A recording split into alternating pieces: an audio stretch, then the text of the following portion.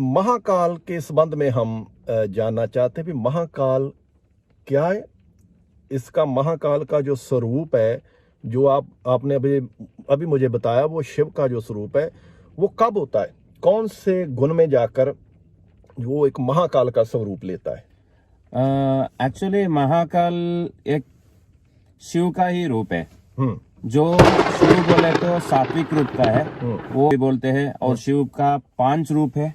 फिर उसमें अघोरा, तत्पुरुषा, ईशाना, वामदेव, महारुद्र, ऐसे महारुद्र। सो जो महारुद्र है उसका ही वो जो स्वरूप है महाकाल। और हाँ, वो उसी में क्या भगवान का एक रूप में महाकाल भी आएगा, क्यों ना, वो क्या बोलते हैं उस। तो इसके साथ ही एक कालिका है, जिसे हम कहते हैं महाकाल, कालिका। जो कालिका है वो किसका स्वरूप है? एक्चुअली इसमें क्या है बोल के, महाकाली, महालक्ष्मी, महासरस्वती बोल के लक्ष्मी का स्वरूप है जी। वो सप्तशती पाठ में देख सकते हैं। सप्तशती बोल के 700 श्लोक है। हाँ, सप्तशती। हाँ, सप्तशती। उसको पाठ किए तो हमारा पूरा क्या, हमारे लिए कुछ क्या बोलते हैं, ऐसे हमको कुछ चाहिए, वो हमारी इच्छा पूर्ण होता है उसमें। तो सप्तशती का ज्यादा महत्व है। उसमें महाकाली, महालक्ष्मी, महासरस्वती बोल के 3 स्वरूपों का दिया है। उसमें फिर से महाकाली बोले तो सात्विक तामस रूप है, महालक्ष्मी सात्विक रूप है, राजस रूप है, और महासरस्वती सात्विक रूप में उसके उस श्लोक में उसके बारे में बोलते हुए तामस रूप है वो उसका। किसका? सरस्वती का जो तामस रूप है। साथ में जो महाकाली है वो, जो हम वो तामस रूप में आती है। महाकाली तामस रूप में आती है। वो भी शिरच्छेदन, उसके गले में रुंड रहता है। रुंड को डाल के वो महाकाली के स्वरूप में सर्वविनाश करती है, सर्वनाश करती है। सभी राक्षसों को सर्वनाश करके हमारे लिए उसको भी एक रूप से, तामस रूप से हम आराधना किए तो उसके वो भी हमारे लिए पूर्ण अनुग्रह कर सकती है। वाहिगुरु जी का खालसा, वाहिगुरु जी की फतेह। दोस्तों, आज हमारे साथ गोपी कृष्णा जी हैं, जो एक पंडित हैं। पंडित किसे कहते हैं? जो एक क्वालिफाइड हो। सो पंडित जो मन प्रबोधे, जो सिक्खी की डेफिनेशन तो और है, लेकिन हम जब बाहर की भाषा में देखते हैं, जो पढ़ा हो, पढ़ा लिखा हो, उसे पंडित कहते हैं, विद्वान जिसे कहते हैं हम। सो एक पंडित हैं, पुजारी हैं, जिन्होंने 12 साल गुरुकुल में रहकर स्टडी की है। 4 वेद पढ़े हैं, 6 शास्त्र पढ़े हैं। इनसे हमने आज एक बहुत ही इम्पोर्टेंट जो जानकारी है, जो हमारे विचित्र नाटक की एक दुविधा है, उसके संबंध में जानना है। जो विचित्र नाटक ग्रंथ की हम अक्सर बात करते हैं, उसके संबंध में हमने जानना है।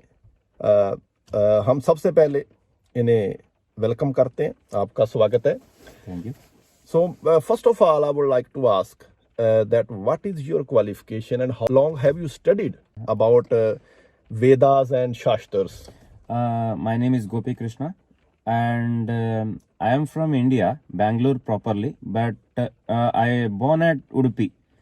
It is a Krishna Bhagwan temple. There is a Krishna Bhagwan temple. Ji. And it is a very famous temple all around the world.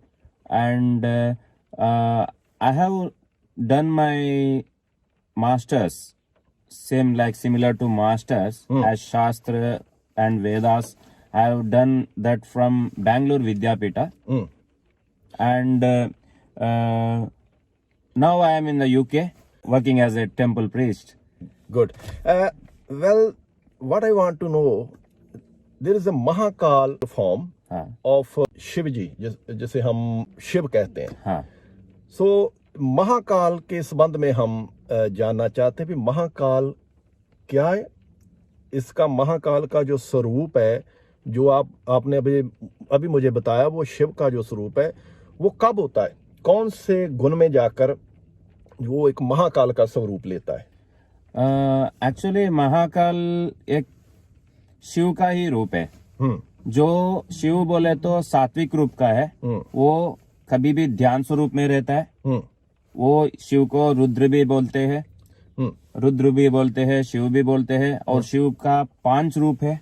फिर उसमें अघोरा, तत्पुरुषा, ईशाना, वामदेव, महारुद्र, ऐसे महारुद्र। सो जो महारुद्र है उसका ही वो जो स्वरूप है महाकाल। और हाँ, वो उसी में क्या भगवान का एक रूप में महाकाल भी आएगा, क्यों ना, वो क्या बोलते हैं, उसके परछाई के जैसा है। तो जब राक्षस लोगों के साथ युद्ध जो हुआ था, हाँ, उस समय पे भगवान को सात्विक रूप में तो भगवान शिव तो जाके युद्ध कर नहीं सकते थे, कर सकते थे, लेकिन उसके लिए दूसरा अलग तरीका था। तो इसी वजह से भगवान ईश्वर ने महाकाल के स्वरूप लिया, लेके राक्षसों के साथ युद्ध किया और देवता लोगों को बचा लिया। जी। सो बेसिकली जब भगवान शिव जब राक्षस का युद्ध हो रहा था, तो राक्षसों के युद्ध को देवताओं को प्रोटेक्ट करने के लिए, उन्हें बचाने के लिए भगवान शिव, जिसे हम हिंदू धर्म में जिसे भगवान कहते हैं शिव को, उन्होंने अपने दूसरे रूप में महाकाल के रूप में जाकर देवताओं की जो है उनकी प्रोटेक्शन की। सो इसके साथ ही एक कालिका है, जिसे हम कहते हैं महाकाल, कालिका। जो कालिका है वो किसका स्वरूप है?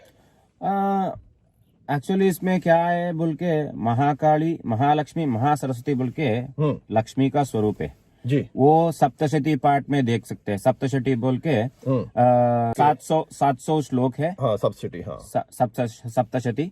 उसको पाठ किए तो हमारा पूरा क्या, हमारे लिए कुछ क्या बोलते हैं, ऐसे हमको कुछ चाहिए, वो हमारी इच्छा पूर्ण होता है उसमें।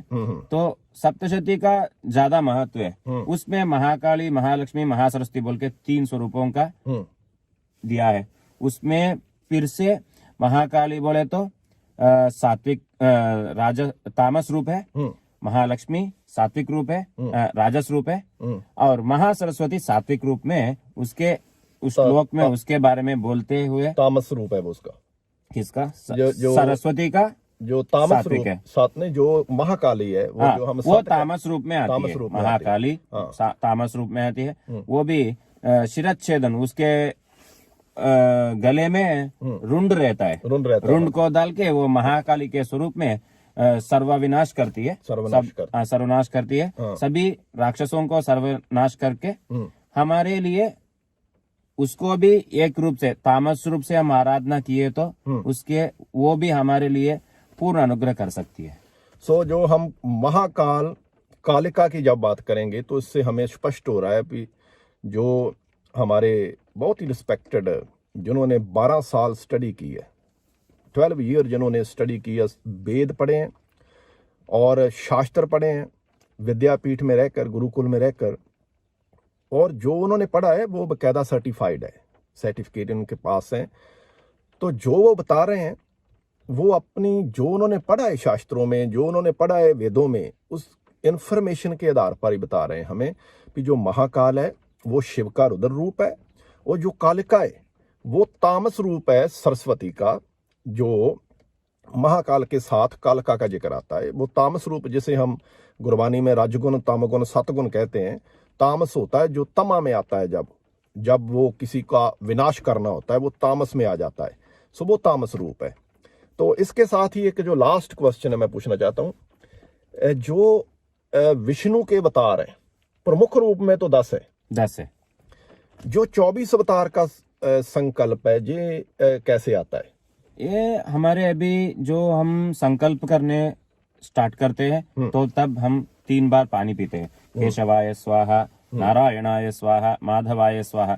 उसमें 24 नाम आते हैं भगवान का। 24 नाम आते हैं। उसमें प्रमुख नाम ये मत्स्य, कूर्मा, वराह, नृसिंह, वामन, परशुराम, राम, कृष्ण, बुद्ध, कल्कि बोल के 10 अवतार आते हैं। उसमें हम दिखे हैं, उसको दिखाया गया है कैसे बोल के, रामायण राम के नैजिक रूप में दिखाए गए हैं, वैसे ही कृष्ण को द्वापर युग में दिखाए गए हैं, वामन को दिखाए गए हैं, वैसे कल्कि, अभी कलयुग में जो कल्कि भगवान, कल्कि रूप में भगवान हमको रक्षणा कर रहे हैं। ऐसे 10 अवतार मेन दिखाए गए हैं और उसके बाद में 24 अवतार इसी में आते हैं, लेकिन उसका उतना प्रचलित नहीं हुआ है। लेकिन हमारे संकल्प में तो उसको लेके हम पूजा करते रहते हैं। नहीं वो तो कोई बात नहीं, वो हमारी सिख कौम है प्रचलित करने के लिए। हमने 24 अवतार पर 75 नाटक हमारे पास पड़ा है, वो हम करेंगे प्रचलित। So finally I would like to thank you for imparting all that precious information, and this will dispel lot of our confusions, क्योंकि हमारे बहुत confusions थी कि ये महाकाल कालिका और 24 अवतार का जो संकल्प क्या है। सो जहां आपका मैं धन्यवाद करता हूं। सत श्री अकाल।